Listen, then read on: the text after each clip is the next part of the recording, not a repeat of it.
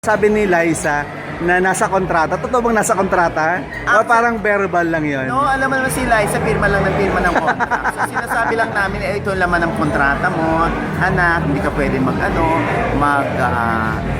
boyfriend kasi syempre you're still young, at the same time may kontrata tayo sa mga endorsements, sa ABS, baka maepektuhan yung ano natin. Kaya hindi muna siya mas magandang napaniwala namin si Liza ng ganoon.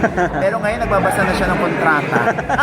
Anong masasabi niyo, sir, kay Ken bilang, kumbaga, kung sakali magiging sila? Alam Boto mo, naman kayo, di ba? Kasi reporter ako, no? Wala pa ako nababalita ang sumegway sa ibang girls, si Enrique. Nung araw na hindi pa niya nakakasama si Liza, hindi pa niya namimit, o wala pang Liza sa Iran. Kaya talagang marami ako nababalitaan kay Ken na syempre hindi pa naman natin alam kung totoo yun. Pero ngayon, wala akong nababalitaang may ibang in-entertain si Ken maliban kay Liza. Ay nako, my mom is Barlow.